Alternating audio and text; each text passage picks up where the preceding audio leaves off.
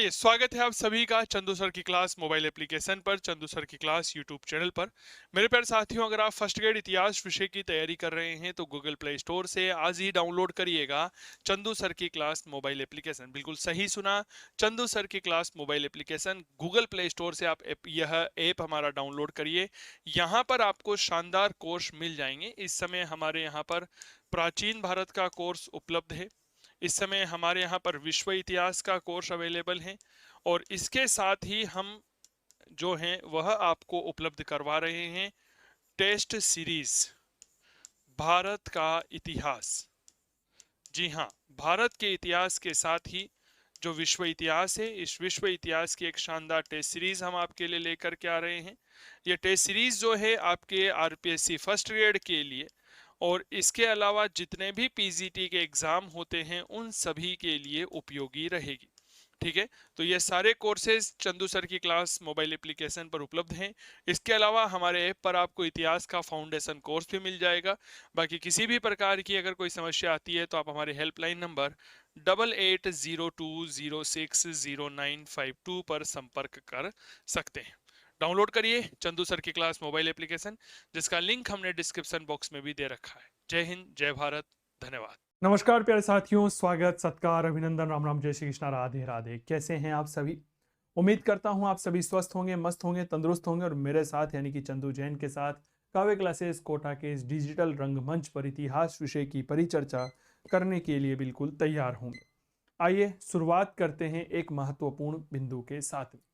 मेरे प्यारे अभ्यर्थियों, हमने फर्स्ट ग्रेड इतिहास विषय के लिए जीके के संदर्भ में यह क्लास शुरू की थी, जिसका एक उद्देश्य था कि आपको व्याख्याता बनाया जाए। इसीलिए हमने सीरीज का नाम बदल दिया है। नाम बदलकर पहले इस नाम नहीं था, लेकिन अब हमने आपके लिए इसका नाम रख दिया है व्याख्याता सीरीज। जी हाँ, आपने बिल्कुल सही सुना। क्या नाम दे दिया है भैया? व्याख्याता। सपना करे साकार, आज ही जुड़िए व्याख्याता सीरीज के साथ। इतिहास विषय पेपर 1 की यह हमारी दूसरी क्लास है, जिसमें हम बात कर रहे हैं हमारे गुप्त काल की साहित्य, कला और स्थापत्य। इसके बारे में हमने पहले क्या क्या चीजें पढ़ी, एक बार रिवीजन करवा देता हूँ। देखो, पहले व्याख्याता सीरीज नहीं थी, लेकिन अब नाम बदल दिया है। गुप्त काल में स्वर्ण काल कहा जाता है। के मुंशी ने कहा मंदिर निर्माण की यहाँ की शुरुआत होती है। देवगढ़ का मंदिर बना, जिसे दशावतार मंदिर कहते हैं, शिखर निर्माण का पहला उदाहरण है। भीतरगांव कानपुर उत्तर प्रदेश लक्ष्मण मंदिर, तिगवा गांव जबलपुर मध्य प्रदेश विष्णु मंदिर, भूमरा गांव मध्य प्रदेश सतना में शिव मंदिर, चार चौमा का शिवालय राजस्थान के कोटा में शिव मंदिर, नचना कुटार मध्य प्रदेश पन्ना पार्वती मंदिर, एरण मध्य प्रदेश के सागर में वराहा मंदिर बना। मूर्ति कला की मैं बात करता हूं तो गुप्त काल में मूर्ति निर्माण की मथुरा शैली का विकास हुआ। यह बुद्ध विष्णु की प्रतिमा थी, बनाई गई। धर्मचक्र परिवर्तन का रूप था। शिव की अर्धनारीश्वर की प्रतिमा भी यहीं बनाई गई थी। विकास गुप्त काल में पूर्ण रूप से भारतीय शैली है। मुंडित बुद्ध का अंकन है। आदर्शवादी यथार्थवादी है। पतले और झीने वस्त्र हैं। आभामंडल और आशीर्वाद देने की मुद्रा में है। कुछ मंदिरों के चित्र मैंने आपको दिखाए थे। तो आज हम आगे बढ़ रहे हैं गुप्त काल के पार्ट 2 के लेकर के, जिसके अंतर्गत हम चित्रकला और साहित्य को पढ़ेंगे। और जब हमारा भाग 3 आएगा तो उसमें गुप्त काल में हम विज्ञान के विषय पर चर्चा करेंगे। क्लियर हो गई? तो आइए मेरे दोस्त, हम हमारी बात को आगे बढ़ाते हैं। काव्य क्लासेस कोटा के मोबाइल एप्लीकेशन पर आप इतिहास विषय का सेकंड पेपर का बैच जो है ऑनलाइन अवेलेबल है, जहां आप घर बैठे एक शानदार परिचर्चा कर सकते हैं। तो फिर देरी किस बात की, आज ही हमारे से जुड़िए। मेरे दोस्त, हम बात कर रहे थे गुप्त काल की चित्रकला के बारे में। आज हमारा अध्याय होने वाला है, बहुत अच्छे से पढ़िएगा।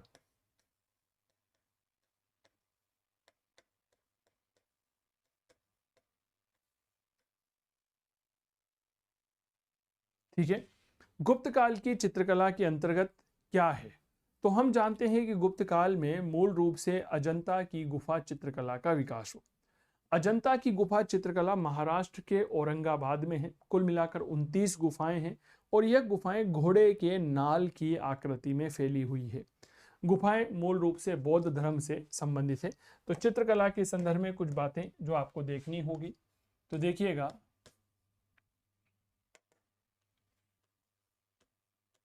नाम याद रखिएगा, अजंता गुफा चित्रकला। जी हाँ, आपने बिल्कुल सही सुना है। अजंता एलोरा के नाम हम बचपन से ही सुनते आते हैं, उसमें कोई दो राय नहीं है। ठीक है ना, स्कूली जीवन में भी हमने यह नाम सुने होंगे। कहाँ स्थित है, स्थिति याद रखिएगा। स्थिति है महाराष्ट्र के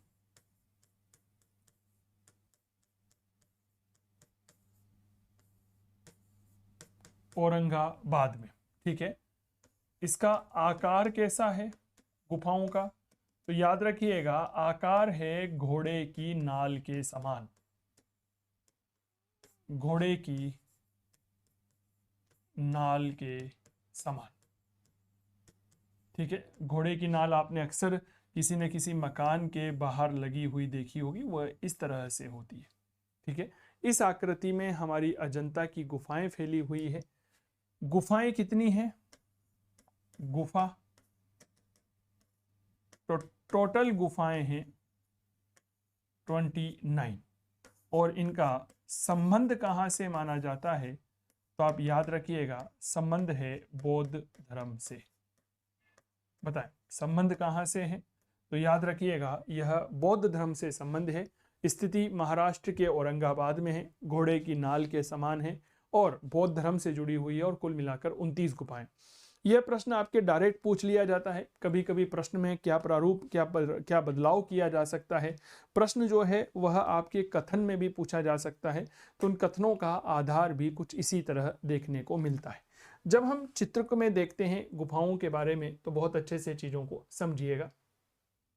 देखिएगा, मैं आपको अजंता की गुफाओं के कुछ चित्र दिखाना चाहूंगा, क्योंकि डायग्राम से और चीजों से बहुत अच्छे से कंसेप्ट क्लियर होता है। ये देखिए, ये हमारी अजंता की गुफाएं हैं, आपको नजर आ रही होगी। ठीक है ना, इस तरह से फैली हुई है। कहीं सारे पर्यटक राउंड शेप में है, जैसे मैंने दिखाया, तो उसका एक चित्र है। जो सर्वश्रेष्ठ गुफाएं हैं 16 और 17 नंबर के, उनके चित्र आपके सामने हैं। तो पहाड़ों को काट करके रास्ता बनाया गया, वहां पर अंदर चित्रकार गए और उन चित्रकारों ने इनमें चित्र तैयार किए। प्रमुख गुफाओं के बारे में अगर बात करता हूं, उसके पहले यहाँ पर रंग देखिए कि कौन कौन से रंगों का प्रयोग किया गया। RGB, रेड, ग्रीन और ब्लू। इसके अलावा काले कलर का प्रयोग किया गया, सफेद रंग का प्रयोग किया गया और भूरे रंग का भी यहाँ पर प्रयोग किया गया है।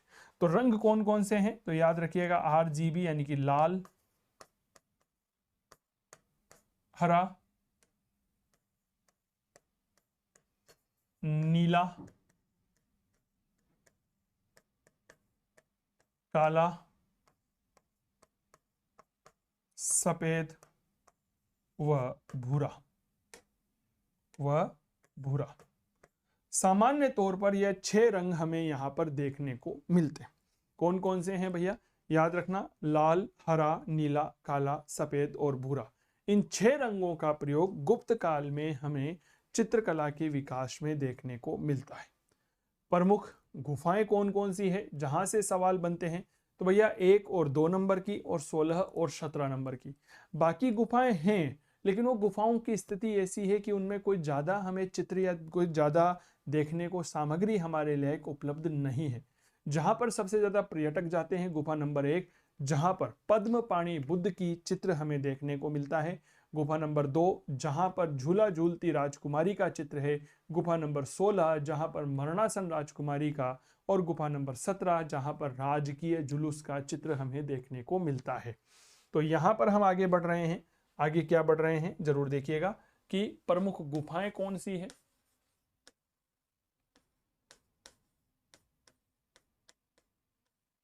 प्रमुख गुफाएं देखिए,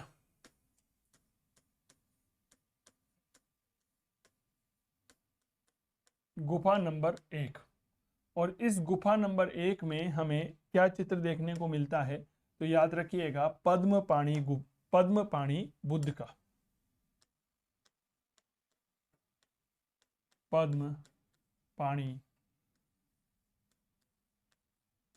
बुद्ध, इनका चित्र हमें यहाँ पर देखने को मिलता है। पद्म पाणी बुद्ध का चित्र अगर मैं आपको दिखाऊं तो वह कुछ इस तरह का है। हाथ में कमल का फूल लिए हुए हैं भगवान बुद्ध, ठीक है, और उनका चित्र यहाँ पर तैयार किया गया। इसी को हम कहते हैं पद्म पाणी जो है बुद्ध। गुफा नंबर 2,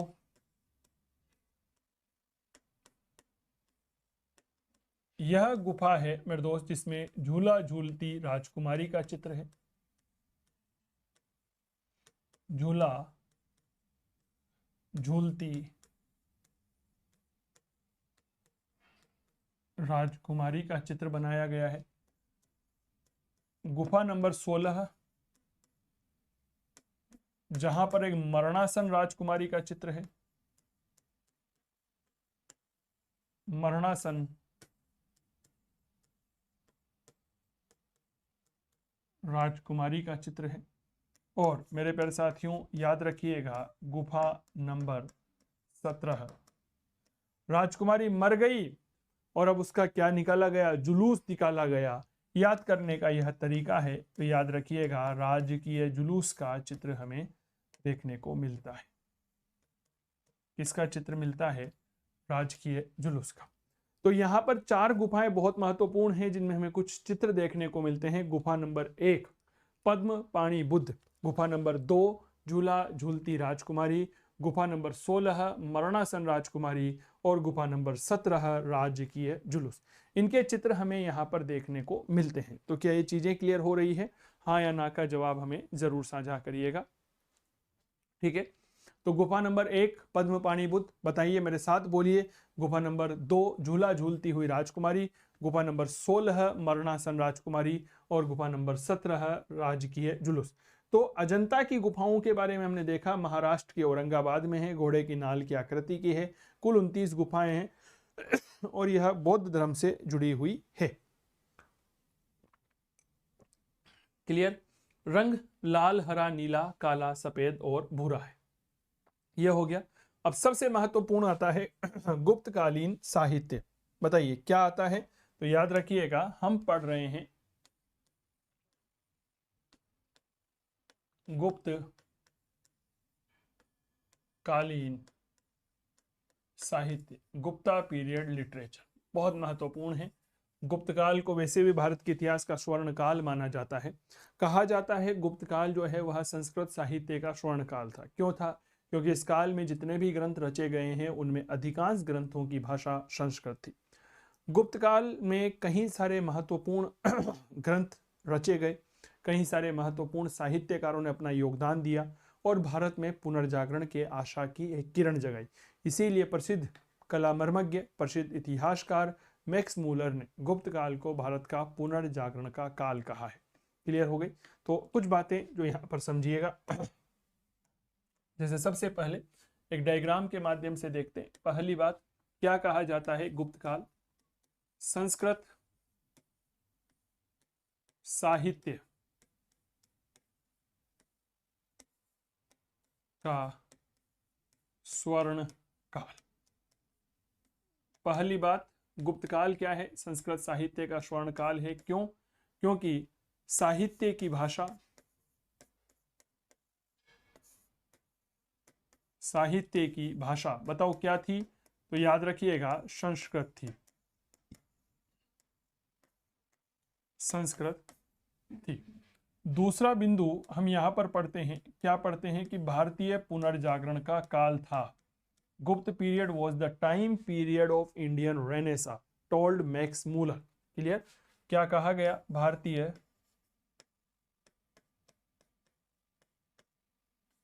पुनर्जागरण का काल। यह बात किसने कही है? तो यह बात याद रखना, यह बात कही है मैक्स मूलर ने। समझ में आ गई? डायरेक्ट प्रश्न बन सकता है, हिंट है आप लोगों के लिए, इस बात को याद रखें। गुप्त काल में ही रामायण, महाभारत और पुराण जैसे महान ग्रंथ जो है इन्हें अंतिम रूप दिया गया है। ठीक है, या वर्तमान रूप दिया गया। तो इस काल में ही रामायण, ठीक है, महाभारत व पुराणों को वर्तमान रूप दिया गया।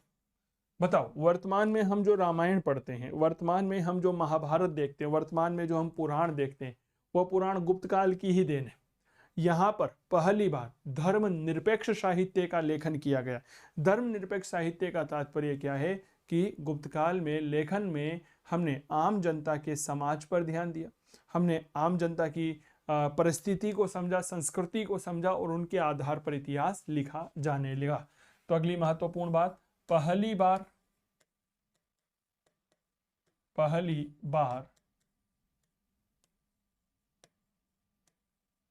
धर्मनिरपेक्ष साहित्य लिखा गया। साहित्य लिखा गया। पहली बार एक ऐसा साहित्य लिखा जिसमें कोई धर्म का आधार रूप प्रारूप नहीं था। इस साहित्य की सबसे बड़ी विशेषता क्या है कि जो धनवान लोग हैं वह तो संस्कृत बोलते थे और जो निर्धन लोग हैं वह प्राकृत, यानी कि गुप्त काल में संस्कृत जो है उच्च वर्ग की भाषा बनी और निम्न वर्ग ने प्राकृत भाषा बोली। साहित्य की विशेषता क्या है?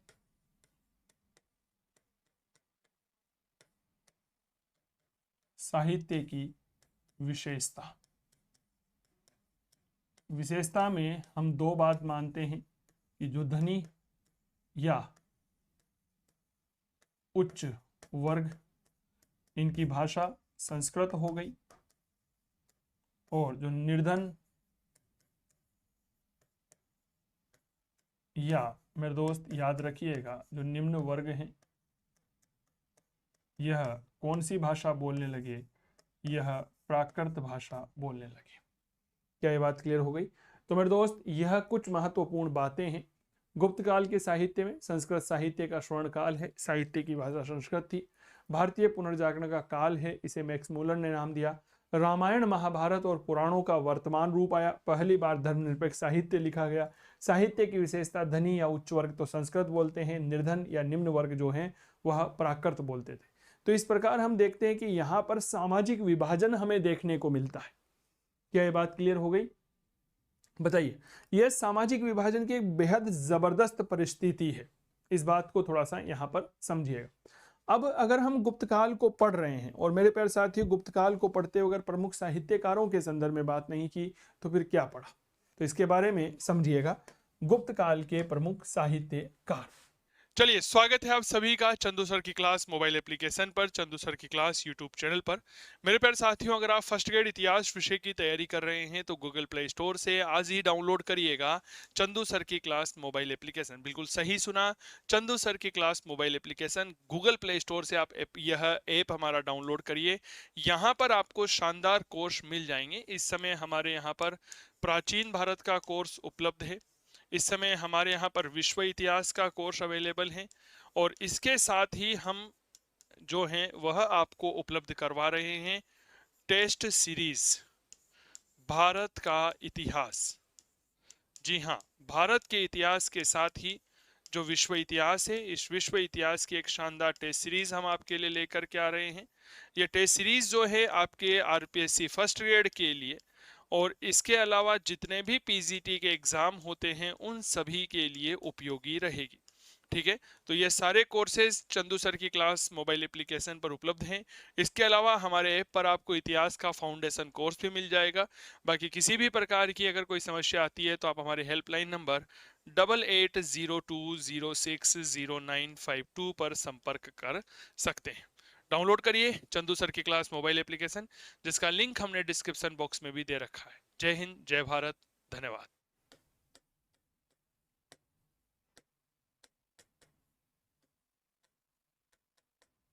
गुप्त काल के प्रमुख साहित्यकार। मैं आपको एक बात बता दूं, बेसिकली ये जो क्लास आपकी रखी गई है जीके फर्स्ट पेपर की इतिहास विषय की, इस क्लास की ड्यूरेशन बहुत बड़ी नहीं रखी गई है, 1 घंटे भर की, 1.5 घंटे की, इतनी लॉन्ग क्लास नहीं रखी गई है, इतनी लंबी ड्यूरेशन आपके लिए नहीं रखी गई है। तो फिर हमने क्या किया? तो हमने यह किया कि आपके लिए क्लास की जो ड्यूरेशन है, समय सीमा है, वो 20 से 25 मिनट तक की क्लास रखी। इसको देखने में बोरियत फील नहीं होती है और जैसे मान लीजिए आप खाना खा रहे हो तो 25 मिनट में आराम से क्लास पूरी हो जाती है। क्या हमारा ये आइडिया सही है? एक बार कमेंट जरूर करेंगे जो विद्यार्थी इस क्लास को देखेंगे। रेगुलर क्लास मिलेगी आपको, इसमें कोई दो राय नहीं। संडे ऑफ रह सकता है, मे बी पॉसिबल। तो एक बार कमेंट करेंगे कि ड्यूरेशन जो हमने 20 से 25 मिनट की रखने की योजना बनाई है, यह हमारा एक सही विचार है, या इसकी समय सीमा जो है क्लास की वह 1 घंटा किया जाना चाहिए। जो भी आपका मत होगा, काव्य क्लासेस उसके लिए हमेशा तत्पर रही है, इसमें कोई दो राय नहीं है। और हमारा एक ही उद्देश्य होता है, डॉक्टर मनोज जैन सर का एक ही उद्देश्य है, हर घर सरकारी नौकरी होना चाहिए। इसीलिए हमारे ऑनलाइन जो कोर्सेज है काव्य क्लासेस के, वह भी आप लोगों के लिए बहुत कम दामों में उपलब्ध हैं। तो काव्य क्लासेस कोटा का ऐप डाउनलोड जरूर कर लीजिएगा, ठीक है। चलिए आगे बढ़ते हैं और कुछ महत्वपूर्ण साहित्यकारों पर चर्चा आप सभी प्यारे साथियों के साथ करते हैं। जैसे आपने एक नाम सुना होगा कालिदास का, ठीक है। कौन नहीं जानता कालिदास के बारे में, ठीक है। बहुत बड़े साहित्यकार हुए हैं अपने आप में, ठीक है। कालिदास को ही क्या कहा जाता है, तो याद रखिएगा V.A. स्मिथ हुए हैं। V.A. स्मिथ ने किताब लिखी है अकबर द ग्रेट मुगल, ठीक है। इन्होंने किताब लिखी है गुप्त शासक समुद्रगुप्त के बारे में। यह वही विलियम ऑर्थर स्मिथ है जिन्होंने समुद्रगुप्त को भारत का शेक्सपियर, भारत का नेपोलियन कहकर संबोधित किया है। तो V.A. Smith, William Arthur Smith, ये बहुत बड़े इतिहासकार हैं, ने कालिदास को क्या कहा है, तो आप याद रखिएगा भारत का शेक्सपियर कहकर संबोधित किया है। भारत का शेक्सपियर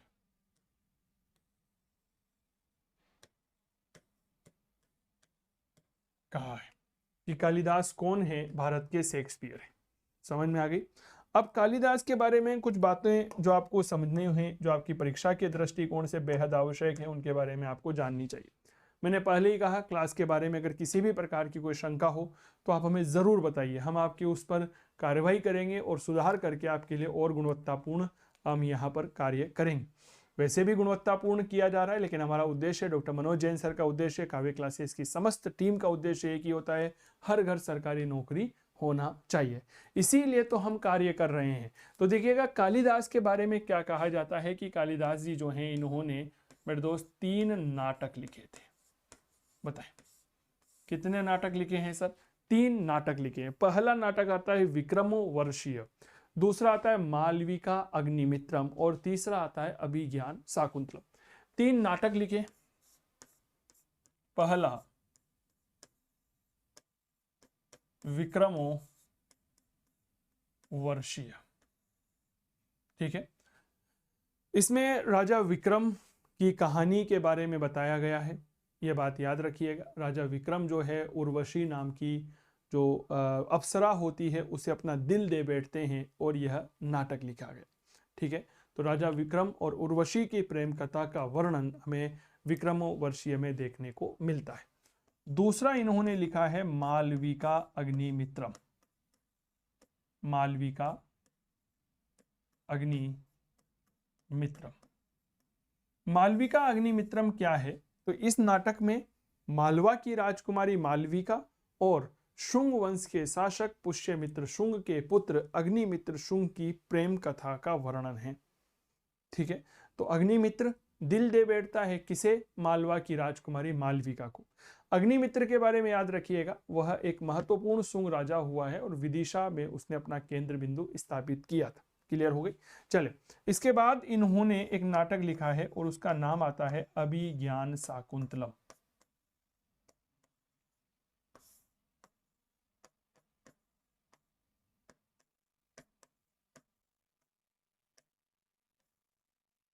अभिज्ञान शाकुंतलम। तो 3 नाटक, विक्रमोर्वशीय, मालविका अग्निमित्रम और अभिज्ञान शाकुंतलम। अभिज्ञान शाकुंतलम में आपको यह पता होगा, इसमें राजा भरत और शकुंतला के बीच की प्रेम कथा का वर्णन आया है। तो अभिज्ञान शाकुंतलम एक महत्वपूर्ण है। तो 3 नाटक, विक्रमोर्वशीय, मालविका अग्निमित्रम और अभिज्ञान शाकुंतलम किसकी रचना है? कालिदास की रचना मानी जाती है। इसके अलावा कालिदास जो है, इन्होंने 2 काव्य लिखे हैं। क्या लिखी है सर? काव्य। आप इस समय काव्य क्लासेस पर ही हैं और 2 महाकाव्य लिखे हैं और 2 है खंड काव्य। कालिदास जी ने क्या लिखे हैं? 2 महाकाव्य लिखे हैं। पहला लिखा है कुमार संभव और एक लिखा है रघुवंश। कुमार संभव में कार्तिकेय की कहानी है, जो भगवान शिव और माँ पार्वती के पुत्र हैं, और रघुवंश में ईक्ष्वाकु वंशीय राजाओं की कहानी की जानकारी हमें मिलती है। तो पहला डेट इज कुमार संभव, और एक है रघुवंश। ठीक है, रघुवंश। यह दो महाकाव्य जो हैं, यह किनके द्वारा लिखे गए हैं? कालिदास जी के द्वारा लिखे गए। आप याद रखना, महा का मतलब महान लोगों की रचना। अब भाई साहब, भगवान कार्तिकेय भी तो महान है, भगवान शिव के पुत्र हैं, और रघुवंश ईक्ष्वाकु वंश, राम भगवान ईक्ष्वाकु वंशीय थे, अपने आप में देवता है, भगवान है, तो उनका भी जिक्र यहाँ पर किया गया है। अगर मैं बात करता हूं तो इन्होंने लिखे हैं 2 खंड काव्य।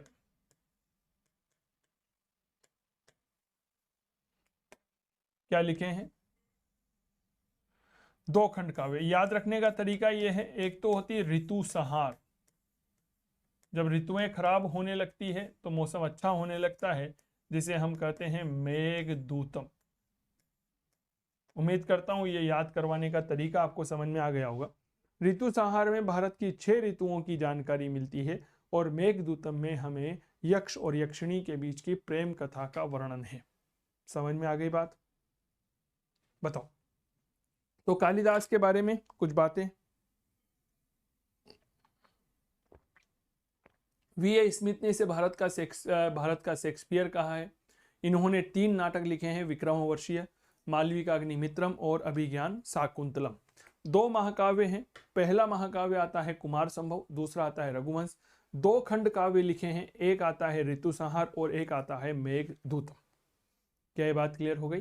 तो ये है वह महत्वपूर्ण बिंदु जो आपके लिए सवाल बनाता है। अब बात करते हैं विशाख दत्त के द्वारा लिखे गए मुद्रा राक्षस की। तो अगले महत्वपूर्ण लेखक कौन है?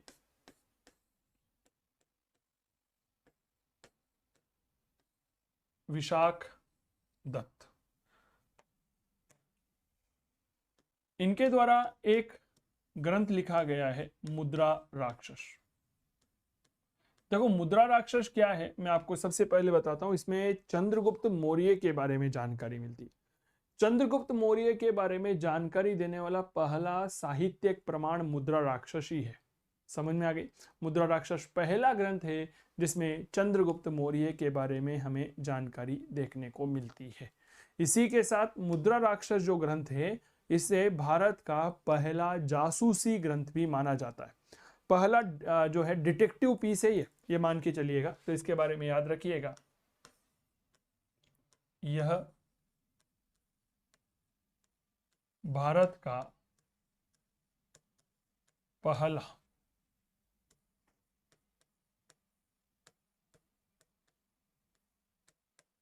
जासूसी ग्रंथ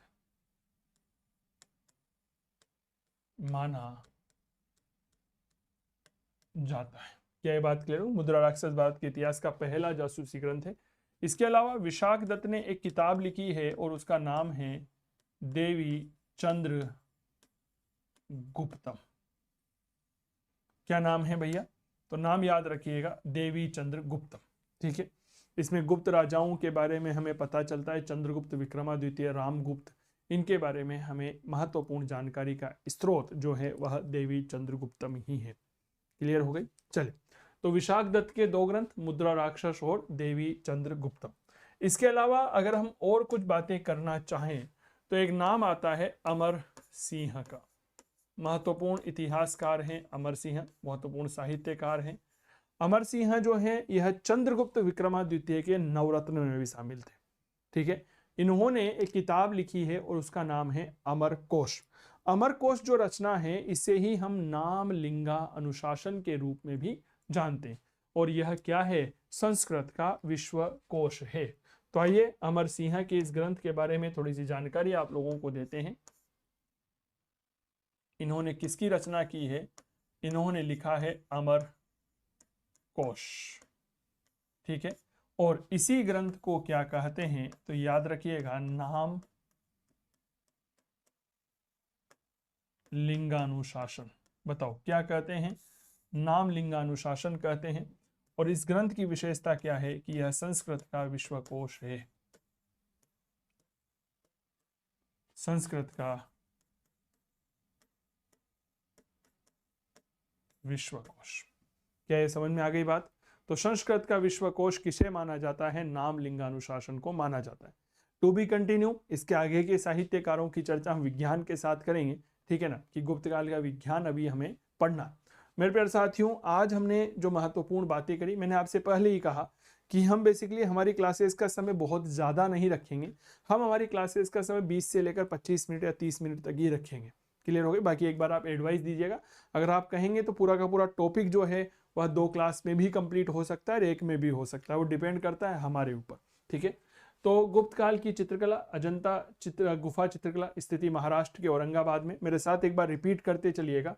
घोड़े की नाल के समान है, गुफा कुल मिलाकर 29 है। संबंध है बौद्ध धर्म से, रंग लाल, हरा, नीला, काला, सफेद और भूरे का प्रयोग किया गया है। पहली गुफा में पद्मपाणि बुद्ध है, दूसरी में झूला झूलती राजकुमारी है, 16 में मरणासन राजकुमारी और 17 में राजकीय जुलूस का चित्रण है। साहित्य की विशेषता क्या है? संस्कृत साहित्य का स्वर्ण काल है, साहित्य की भाषा संस्कृत है, भारतीय पुनर्जागरण का काल है। बेसिकली किसने कहा है? मैक्स मुलर ने। रामायण, महाभारत और पुराणों को वर्तमान रूप दिया गया। पहली बार धर्मनिरपेक्ष साहित्य लिखा गया। साहित्य की विशेषता है कि धनी उच्च वर्ग संस्कृत बोलते हैं और निर्धन वर्ग प्राकृत बोलते हैं। कालिदास जो हैं, इन्हें भारत का शेक्सपियर कहा। V.A. स्मिथ ने 3 नाटक लिखे, विक्रमोर्वशीय, मालविका अग्निमित्रम और अभिज्ञान शाकुंतलम। 2 महाकाव्य, कुमार संभव, रघुवंश। 2 खंड काव्य, ऋतु संहार और मेघदूतम। विशाख दत्त ने मुद्रा राक्षस, यह भारत का पहला जासूसी ग्रंथ है। और देवी चंद्रगुप्तम।